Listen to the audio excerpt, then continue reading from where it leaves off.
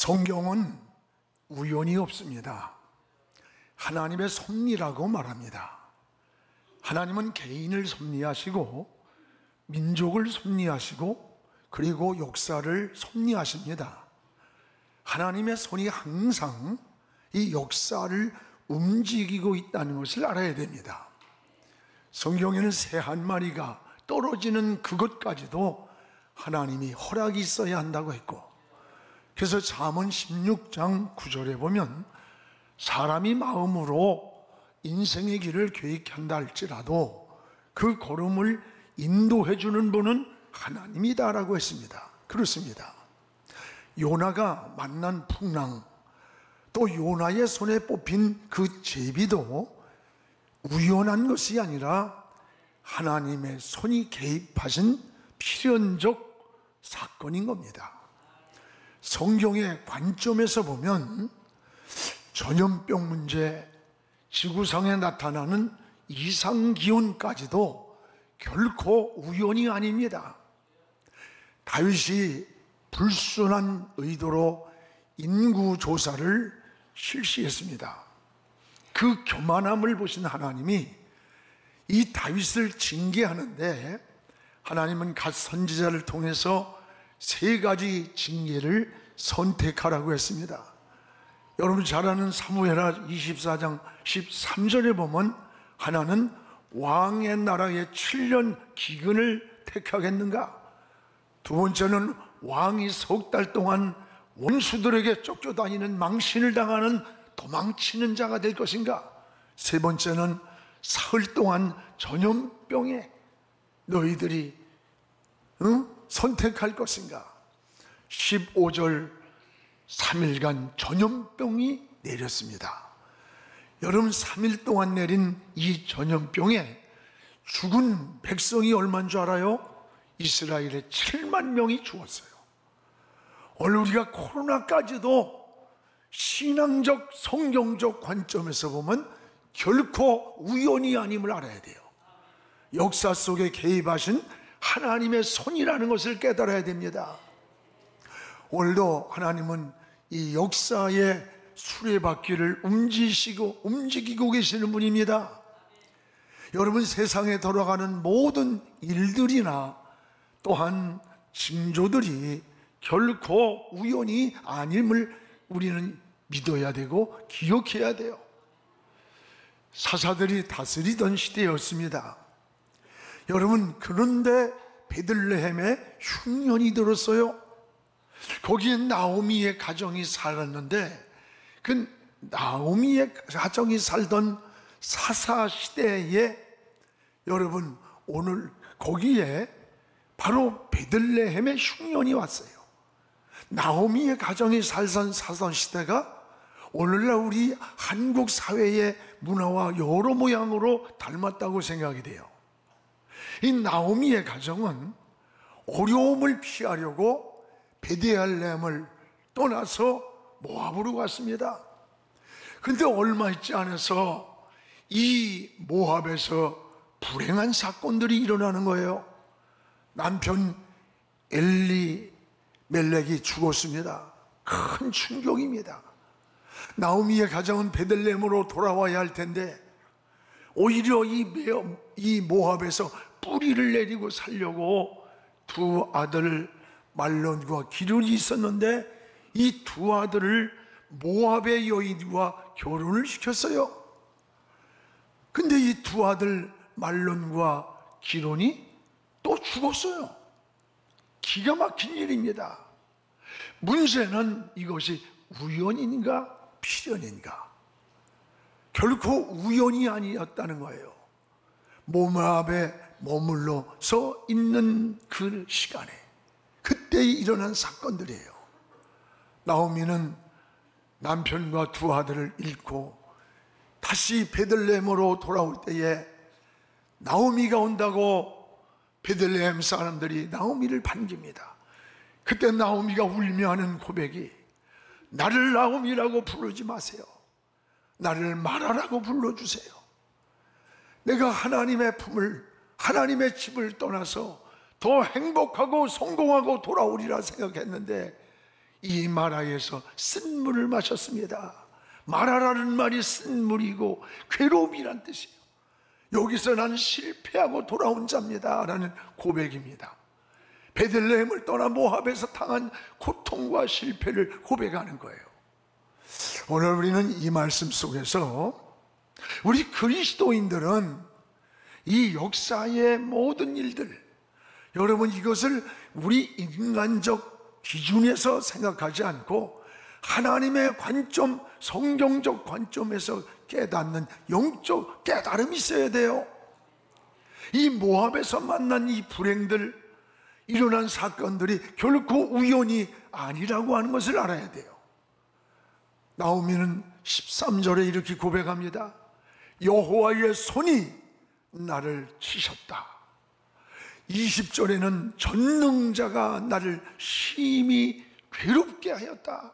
21절에는 내가 풍족하게 베들레헴에서 나갔는데 여호와께서 나로 이 모압에서 다 실패하고 비어 돌아오게 하셨다. 이게 뭡니까? 여러분, 여기에 모든 것에 보이지 않는 하나님의 손이 있었다는 거예요. 오늘 우리가 살아가는 모든 인생의 삶이 결코 우연이 아니에요. 머리카락 하나까지도 세시는 하나님이라고 했던 거예요. 우리는 이 역사의 배후에 계시는 하나님의 영역 안에 있는 필연적 사건을 깨달아야 되는 거예요. 그러면 우리 성도는 인생의 문제를 만날 때 어떻게 살아야 하는 것인가? 어떻게 살아야 하는 것인가? 오늘 여러분, 우리는 베들레헴을 떠나지 말아야 한다는 것을 알아야 돼요. 이 베들레헴을 떠나면서부터 불행이 시작이 되었습니다. 오늘 여러분, 이 룻기서 오늘 1장 1절을 한번 같이 읽어봅시다. 사사들이 치리하던 때에 그 땅에 흉년이 드니라. 유다 베들레헴의 한 사람이 그의 아내 두 아들을 데리고 모압 지방에 가서 거류하였는데 사사들이 치리하던 때, 사사들이 치리하는 때에 베들레헴에 흉년이 들었다. 흉년이. 그런데 여기 살던 이 나오미의 가정이 모압으로 갔다는 거예요. 오늘 여러분, 사사들은 그 시대마다 하나님이 세운 영적 지도자들이에요. 이들이 치리하던 그 시대에 흉년이 들었다면 이것은 우연이라기보다 자연적인 재해만은 결코 아님을 알아야 돼요. 반드시 하나님의 손이 개입되어 있다고 하는 거예요. 당시의 흉년은 범죄하였던 이스라엘 백성들에게 주셨던 하나님의 징계이기도 했습니다. 그렇다면 여러분, 나오미의 가정은 지금 베들레헴에 흉년이 왔다고 모압으로 갈 것이 아닙니다. 왜 베들레헴 떡집 하나님의 집에 흉년이 왔나? 제가 엎드려서 하나님을 찾아야 돼. 하나님의 얼굴을 바라봐야 되는 거예요. 그리고 인내하면서 회복의 시간을 기다려야 되는 것, 이게 신앙 아닙니까? 아무리 어려워도 모압을 생각해서는 안 되는 거예요. 그런데 모압으로 떠나버린 거예요. 여러분, 눈앞에 다가온 어려움만 피해서 모압으로 떠난 나오미의 가정, 결과만 보았지 이 흉년의 원인을 신앙적 관점에서, 믿음에서 생각해 보지를 않은 거예요. 오늘 여러분, 우리가 사는 세상도 때때로 인생의 흉년을 만날 때가 참 많습니다. 때론 질병이 인생을 덮쳐올 때도 있고, 삶의 실패가, 또는 환경이 여러 가지가 인생을 흉년을 만들 때가 얼마나 많아. 이럴 때 우리는 어떻게 반응을 해야 되는 것인가? 어떻게 반응을 해야 되는 것인가? 오늘 나오미의 가정은 흉년만 생각했습니다. 하나님의 얼굴을 찾질 않았습니다. 베들레헴을 떠나 모압으로 떠난 것, 이게 불행의 시작이었다는 것을 깨닫게 됩니다. 여러분, 우리도 인생의 문제를 만날 때 원인을 찾지 않고 결과만 보고 행동할 때가 얼마나 많아요. 명의사가 뭐예요? 명의사는 진단과 처방을 잘 내리는 걸 명의사라고 그래요. 여러분, 진단을 정확히 내려야 처방이 나와요. 오진을 하면 문제가 되는 거예요. 진단을 잘못하면. 오늘 나오미의 가정은 흉년이 왔을 때 베들레헴으로 떠나는 게 아니에요. 베들레헴을 떠나는 게 아니에요. 그는 하나님을 찾아야 되는 거예요.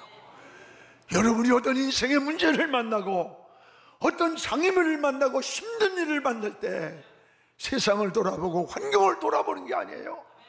하나님의 사람은 무릎을 꿇고 하나님의 얼굴을 찾는 거예요. 하나님을 바라보는 거예요. 하나님을 부르는 거예요. 그런데 나오미의 가정은 흉년만 피하려고 베들레헴을 떠난 것이 불행의 원인이 되었습니다. 그러면 여러분, 베들레헴은 어떤 곳입니까? 오늘 베들레헴이란 떡집이라고 하는 뜻입니다. 원래 이곳은 비옥하고 물이 아주 풍성한 곳이 베들레헴이에요. 분명 하나님의 숨은 손이 있음을 우리가 여기서 깨닫게 되는 거예요. 이런 베들레헴에 왜 흉년이 왔을까? 분명히 하나님의 뜻이 있는 거예요. 베들레헴은 야곱이, 여러분, 야곱의 그 아내 라헬이 묻힌 데가 베들레헴이고, 또 다윗의 출생지가 베들레헴이고, 또 예수님의 탄생하신 구속사적 의미가 있는 곳이 이게 베들레헴이야. 다시 말하면 하나님의 집, 하나님의 품이 바로 베들레헴이에요. 이런 축복의 땅에 흉년이 들었다면 이게 우연이겠어요? 그렇다면 우리는 베들레헴을 떠나는 것이 아니라 먼저 그곳에서 엎드려 하나님을 생각하고 원인을 찾아보는 게 믿음이고 신앙이고 지혜 아닙니까? 근데 이 나오미의 가정은 환경만 보았어요. 흉년만 피해서 모압으로 가버렸어요. 이것이 나오미 가정의 불행의 실패의 원인이었다는 것을 알게 됩니다. 여러분, 성경에는 이런 크고 작은 사건들이 굉장히 많이 나와요. 이게 우연이 아님을 알려주잖아요. 한 사건으로 열왕기상 22장 34절에 보면 이스라엘의 7대 왕이 누구예요? 아합입니다. 아합 왕의 죽음에 대한 사건이 나옵니다. 한 사람이 관역을 쏜 것도 아니야. 무심코 당긴 화살이 이스라엘의 왕 아합의 솔기에 맞힌지라. 솔기가 뭔지 알아요? 투구를 쓰고 갑옷을 철갑을 입듯이 이 철갑과 철갑 사이에 이음새를, 이걸 솔기라고 그래. 왜? 움직이기 위해서 그 공간이 있는 거야. 뭐 목두. 그런데 우연히 날아간 화살이 아합 왕의 철갑으로 무장한 아합 왕의 이음새를 파고 들어가서 박혀가지고 비참하게 죽었어요. 이것이 우연입니까? 필연이에요. 하나님의 보이지 않는 손이 개입된 거야. 이스라엘 나라를 오직 하나님만 섬기는 이스라엘 민족을 우상으로 물들여버리고 아세라 신상, 바알 신상으로 나라를 망쳐놨을 때 하나님이 손을 댄 겁니다. 오늘 여러분 역사의 현장에 하나님의 손이 개입한 필연이라는 걸 알아야 돼요. 우리 진정한 그리스도인들은 항상 내 기준이 되면 안 돼요. 하나님의 관점에서 뭘 생각하고 기도하고 또 바라봐야 돼요. 그러면 모든 게 우연이 아닌 필연임을 깨닫게 되는 거예요. 사랑하는 여러분, 여러분의 주변에서 일어나는 일들이 우연한 일로 생각하지 마십시오. 배후에 하나님의 손길이 있음을 깨닫기를 축복합니다. 하나님은 안 보는 것 같지만 다 보고 계시는 분이에요. 침묵하는 것 같지만 하나님의 손길은 움직이고 계시는 거죠. 이것을 깨닫는 것이 하나님의 지혜요 믿음입니다. 그래서 여러분, 지혜를 에베소서에 보면 하나님의 지혜의 영, 지혜의 영이라 그랬어요. 이런 지혜가 필요하고 믿음이 필요해요. 오늘 성도는 사는 방법이 다릅니다. 오늘 나오미의 가정이 모압에서부터 나와야 되는 거예요. 모압에서 나오는 거, 이게 사는 길이에요. 여러분, 모압이 어떤 곳입니까? 모압은 설명하기도 부끄러운 내용 아닙니까? 아버지 롯과 딸 사이에서 태어난 자식 새끼 이름이 모압이에요. 부정한 후손이 모압 족속이고 하나님을 떠난 자들이었어요. 이스라엘 백성을 괴롭히고 하나님을 대적하는 자들이 모압 족속 아닙니까? 모압은 죄악의 도성이고 하나님을 떠난 곳이고 우상의 도시였어요. 이 모압에는 예배가 없어요. 기도가 없어요. 하나님이 없는 곳이에요. 하나님의 사람이 머물 곳이 아닌 기운데, 그런데 나오미의 가정은 지금 베들레헴이 좀 어렵다고 모압으로 떠난 것, 이건 하나님의 사람이 가는 길이 아니에요. 선택의 길이 아님을 깨달아야 됩니다. 여러분, 나오미의 가정은 이런 모압 땅에서 성공을 기대했을 거예요. 더 행복하길 꿈꿨을 거예요. 그러나 이것은 어리석음이었고 착각이었습니다. 사랑하는 여러분, 지금 모압 같은 환경에서 머물러 있지 않습니까? 하나님이 기뻐하지 않는 곳, 하나님이 없는 곳, 예배를 잃고 기도를 잃어버리고 하나님을 잃어버리는 그 모압에서 내 인생이 머물러서 쭈빗거리고 주춤거리고 있는 건 아닙니까? 모압을 정리하시기 바랍니다. 모압을 떠나기를 주의 이름으로 축복합니다. 모압은 결코 성도가 머물 곳이 아니기 때문입니다. 오늘 3절을 우리 같이 한번 읽겠습니다. 나오미의 남편 엘리멜렉이 죽고 나오미와 그의 두 아들이 남았다. 여러분, 여기에서 깨닫는 게 뭡니까? 모압에서 안식을 기대했습니다. 모압에서 행복을 기대했지만 남편이 갑자기 죽는 거예요. 남편을 농종사회에서 중요한 보호자가 남편이에요. 여러분, 보호자를 잃었어요. 남편을 잃은 나오미의 가정을 누구도 보호해 줄 자가 없어. 시족사회에서. 여러분, 이러면 빨리 나오미는 깨닫고 모압을 정리하고 빨리 다시 베들레헴으로 돌아가야 할 텐데, 그런데 이 나오미는 두 아들을 모압 여인과 결혼을 시켰어요.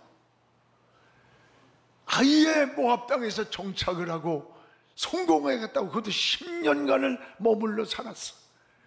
그런 동안에 충격적인 사건이 또다시 일어나는 거예요. 우리 5절을 한번 같이 읽어봅시다. 말론과 기론 두 사람이 다 죽고 그 여인은 두 아들과 남편 뒤에 남았더라.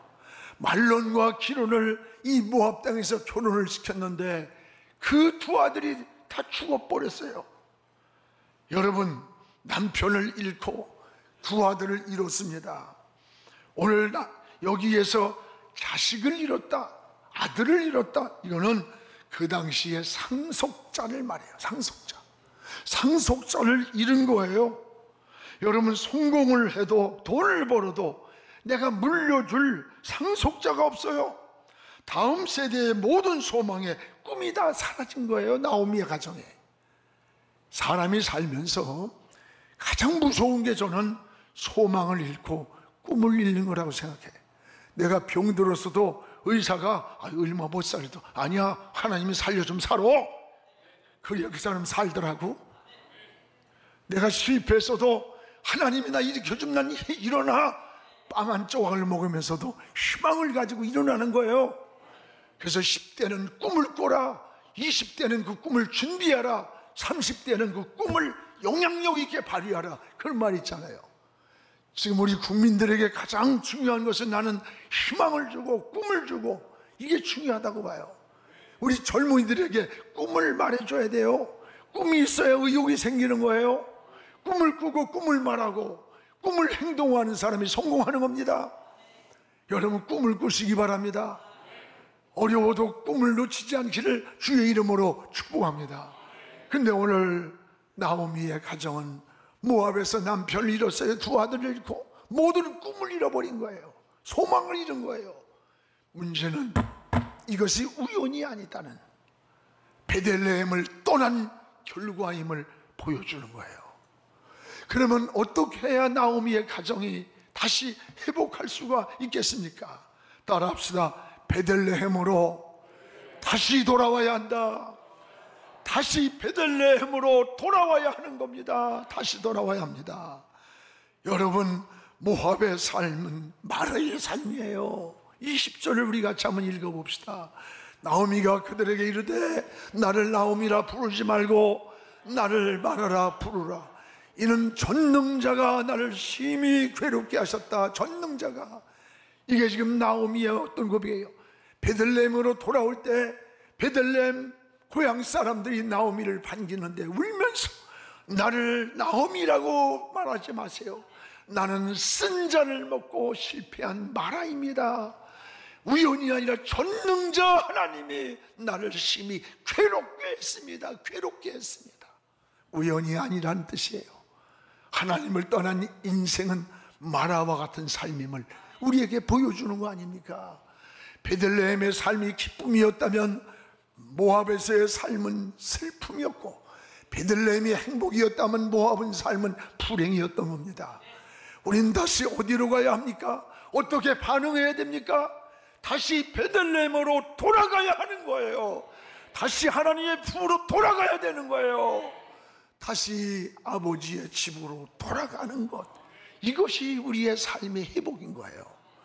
여러분, 또 하나 모압에서 일어난 사건이 결코 우연이 아님을 21절에 말씀합니다. 우리 같이 읽겠습니다. 내가 풍족하게 나갔더니 여호와께서 내게 비어 돌아오게 하셨느니라.